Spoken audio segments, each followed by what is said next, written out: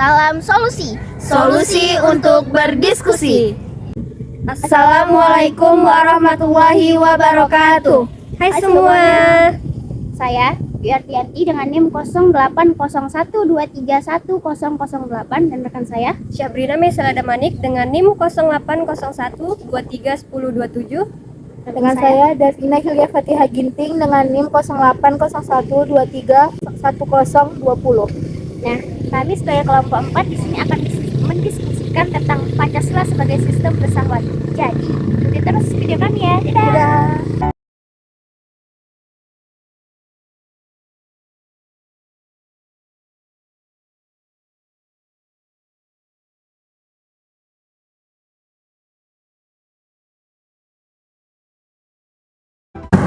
Halo guys, kembali lagi dengan kami di sini.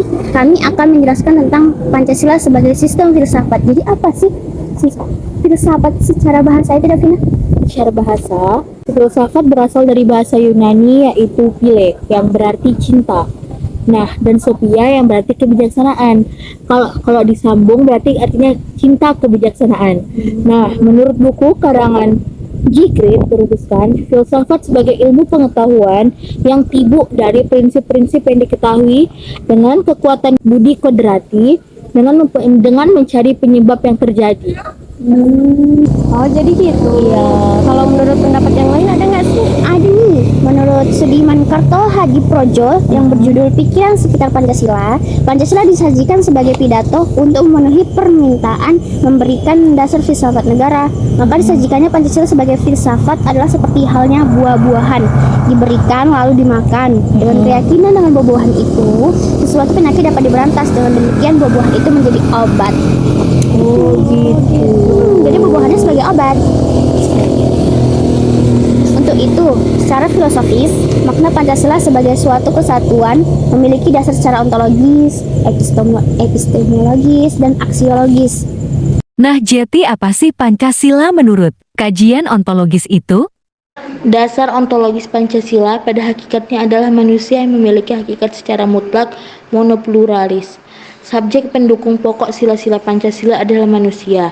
Hal ini dapat dijelaskan bahwa yang berketuhanan yang Maha Esa, yang berkemanusiaan yang adil dan beradab, yang berpersatuan, yang berkerakyatan yang dipimpin oleh hikmat kebijaksanaan dalam permusyawaratan perwakilan, serta berkeadilan sosial bagi seluruh rakyat Indonesia. Dapat kita pahami dari sudut pandang filsafat negara, Pancasila merupakan dasar filsafat negara. Adapun pendukung pokok negara adalah rakyat, sedangkan unsur rakyat adalah manusia itu sendiri. Sehingga tepatnya jika secara falsafah Pancasila bahwa hakikat dasar antropologi sila-sila Pancasila adalah manusia itu sendiri. Oh, jadi itu kajian ontologis, Davina. Iya. Nah, kalau secara epistemologi, apa sih Pancasila itu, Sabrina? Menurut kajian epistemologi, Pancasila sebagai suatu sistem filsafat pada hakikatnya merupakan suatu sistem pengetahuan. Sebagai suatu ideologi, maka Pancasila memiliki 3 unsur pokok agar dapat menarik loyalitas dari pendukungnya, yaitu yang pertama logos, yaitu rasionalitas atau penalarannya. Kedua, pathos, yaitu penghayatannya. Dan yang ketiga, ethos, yaitu kesusilaannya. Ajas Pancasila sebagai epistemologi pada hakikatnya tidak dapat dipisahkan dengan dasar ontologi. Nah, maka dari itu, dasar epistemologi Pancasila tidak dapat dipisahkan dari konsep dasarnya, yaitu tentang hakikat manusia. Selanjutnya mengenai susunan Pancasila sebagai suatu sistem pengetahuan.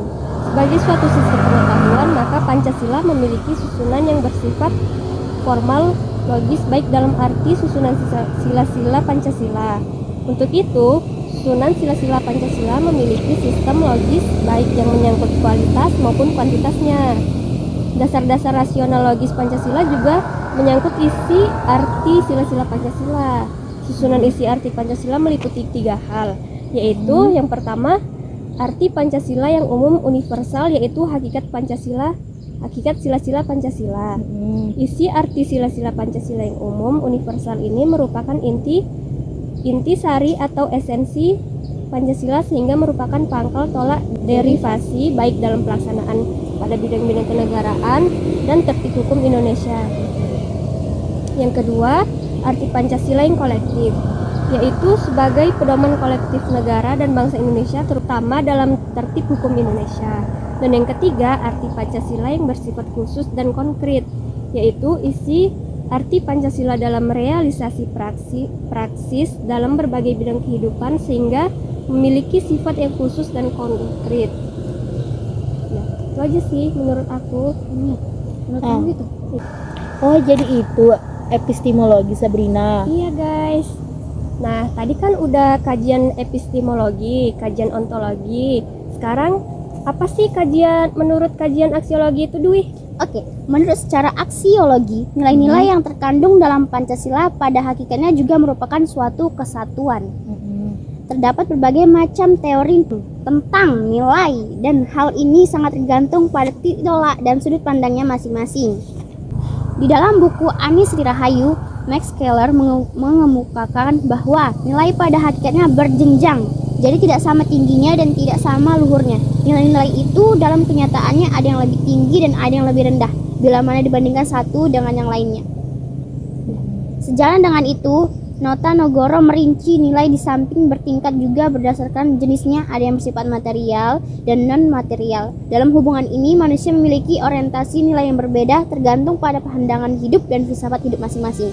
Nah, jadi menurut kajian ontologis yaitu sebagai upaya untuk mengetahui hakikat dasar dari sila-sila Pancasila. Kalau menurut kajian epistemologi, yaitu upaya untuk mencari hakikat Pancasila sebagai suatu sistem pengetahuan. Sedangkan menurut kajian aksiologi yaitu nilai atau kualitas yang terkandung dalam sila-sila Pancasila. Oke, sekarang kita masuk ke dalam nilai sila-sila Pancasila. Sebutkan Pancasilanya, Davina. 1. Ketuhanan yang Maha Esa. 2. Kemanusiaan yang adil dan beradab. 3. Persatuan Indonesia. 4. Kerakyatan yang dipimpin oleh hikmat kebijaksanaan dalam permusyawaratan perwakilan. 5. Keadilan sosial bagi seluruh rakyat Indonesia. Oke, itu dari tadi Pancasila. Sekarang kita bahas satu-satu ya. Apa itu sila pertama, Sabrina? Yang pertama, ketuhanan yang Maha Esa. Sila ketuhanan yang Maha Esa ini nilai-nilainya meliputi dan menjiwai keempat sila lainnya. Dalam sila ini terkandung nilai bahwa negara yang didirikan adalah sebagai pengajawantahan tujuan manusia sebagai makhluk Tuhan yang Maha Esa. Oleh karena itu, segala hal yang berkaitan dengan pelaksanaan dan penyelenggaraan negara, bahkan moral negara, hukum dan peraturan perundang-undangan negara, kebebasan dan hak asasi manusia harus dijiwai nilai-nilai ketuhanan yang Maha Esa. Oh, berarti kita nggak boleh ateis ya? Iya, nggak boleh. Kita harus memiliki agama. Ya, Pilih salah satu agama kita ya guys. Yang kedua, ada kemanusiaan yang adil dan beradab. Sila kemanusiaan yang adil dan beradab secara sistematis didasari dan dijiwai oleh ketuhanan yang Maha Esa, serta mendasari dan menjiwai ketiga sila berikutnya. Sila kemanusiaan sebagai dasar fundamental dalam kehidupan kenegaraan, kebangsaan, dan kemasyarakatan. Nilai kemanusiaan ini bersumber pada dasar filosofis antropologis bahwa hakikat manusia adalah susunan kodrat rohani jiwa dan raga, sifat kodrat individu dan makhluk sosial. Kedudukan kodrat makhluk pribadi berdiri sendiri dan sebagai makhluk Tuhan yang Maha Esa. Jadi kita sebagai manusia itu harus adil dan harus memiliki adab. Yang ketiga, Yang ketiga itu Persatuan Indonesia.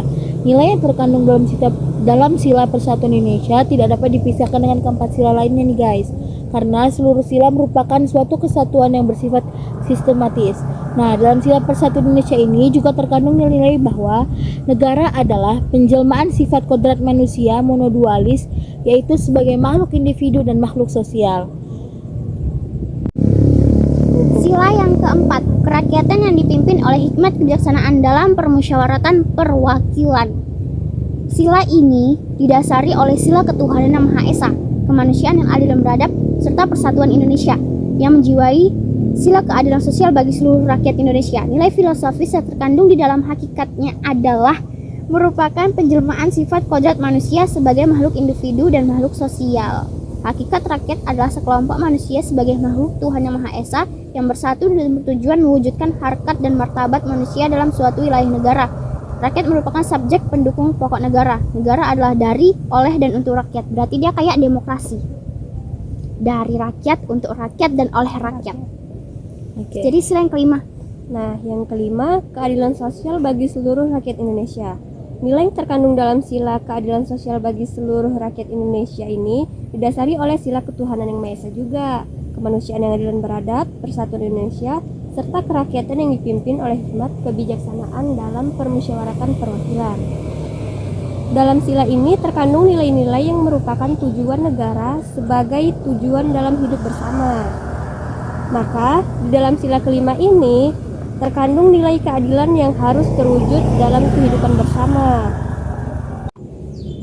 Oke, berarti dari materi yang kita baca tadi nih, kita dapat kesimpulan bahwa filsafat menurut bahasa itu ada dua. Dari pile artinya cinta dan sopiat ya kejaksanaan. Baru ada 3 kajian juga.